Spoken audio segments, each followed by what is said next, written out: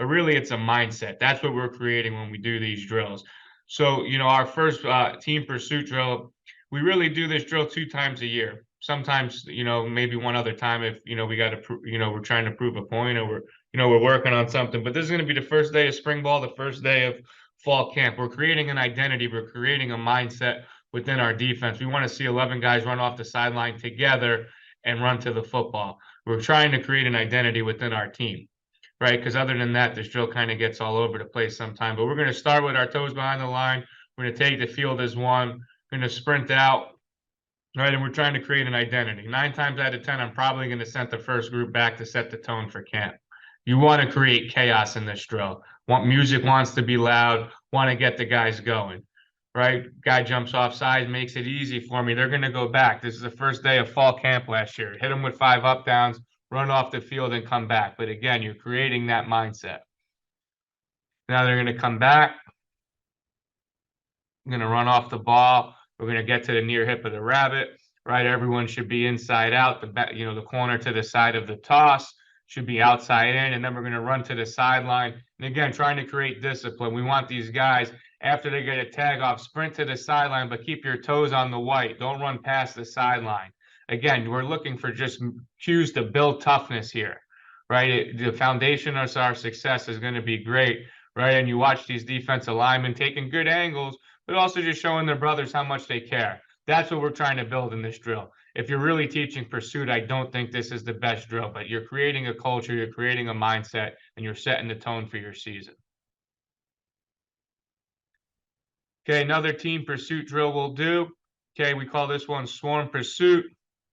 We'll put coaches in different areas to simulate bubbles or passes. We'll call a base call. We'll get aligned, right? And then we're just going to get to our drops and to our pass rush, and then watching a swarm to the ball as a defense. You want to see them, we call it speed to gather. Some people say long stride, short stride, but you want to see them taking proper angles to the football from where they're located on the field. You want to see the defensive line trace and replace, right? Again, quick hitter. You don't want to get these guys 10 reps. This is, 1 or 2 reps with your 1s, 2s, and 3s, and then move forward. You're setting a mindset for practice. Right, I think it's a good job here by 29, not cheating the drill. He's getting to his depth and he's making it hard for himself. Right, I think something to focus on in these drills is coaching pad level, coaching get off. It's watching their break foot, dry foot. There's little things in this drill that you can apply, and teach as well. And it gives them a free chance to get a hit on some of the GAs, which is always fun right here with Coach LaMarca. Another example. Now they got to go turn and run to the ball. All right, same thing. Again, creating a mindset, creating a culture, creating family. Okay, another pursuit variation. So this is what we call 4 bag, right? We're going to have 4 guys here. We're going to give them a position-specific movement. So whether it's a push to move or a back pedal, and then when they break, they have to get to their destined bag and then get, speed to gather, near foot, near shoulder, grab their wrist and finish through with a tackle.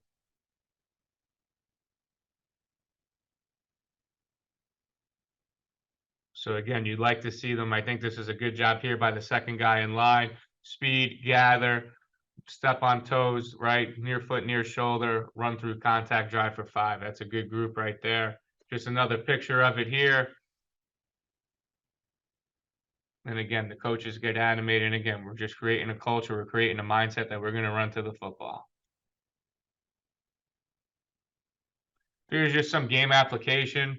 We're in a Sweet 16 playoff game here, and you're just watching 11 guys get to the football. This didn't happen in November. This happened in August, right? But you got your nose guard running 25 yards downfield, right? Also fitting with correct perimeter integrity. It's a great job. You see all 11 guys finishing in the camera frame. But again, that happened August 9th. Another, first round of the playoffs here. Start the game. Bubble perimeter screens thrown, all 11 guys, right? Great attitude and effort, great leverage in their tackling fits, and 11 guys running to the football. It's special to see, right? But the kids buy into it and they own it themselves. One more example here.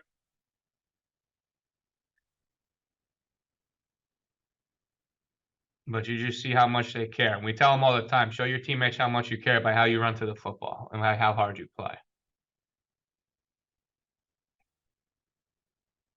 Okay, some other pursuit drills we do. These are more low impact drills here. This is more of a teaching period here. You can make them high impact, but usually when you do it when you're teaching this within camp, the legs are heavy and you're just trying to teach a point here. But we're going to throw up an interception to a player, and then we're going to teach him to run down the sideline outside the numbers with the ball in his outside hand.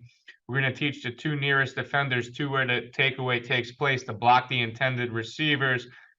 We're going to teach the defensive line and whoever was in the rush, we got to take out the quarterback and the running back as the last man of defense. And then we should see everyone else creating a convoy down the sideline. But if you want it to take place in a game, you got to spend time to practice it here. So we're going to high point it. We could use a quarterback here instead of me, because at this point in camp, my elbow's shot. But we're going to catch an interception. We're going to see him go blocking intended. We're going to use coaches at the intendants. Honestly, I think it'd be better if we had a coach with a bag, so now we can actually really go block on that bag. We're going to see another guy get another shot on an intended receiver here, ball in the outside hand, right? Go block the quarterback and running back, last line of defense, and finish the drill.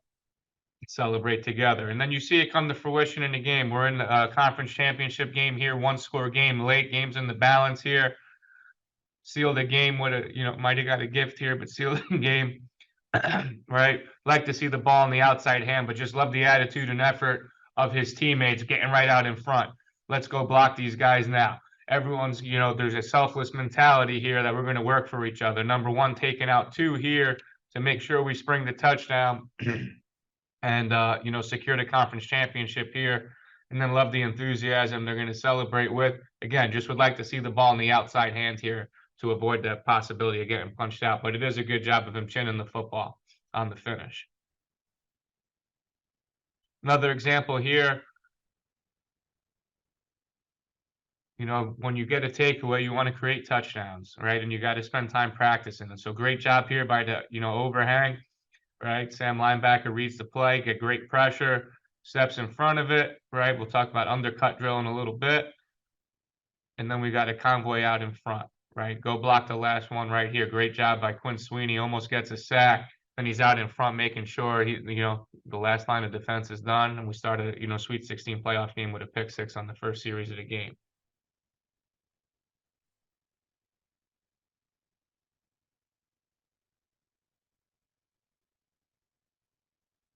Okay, scramble drill.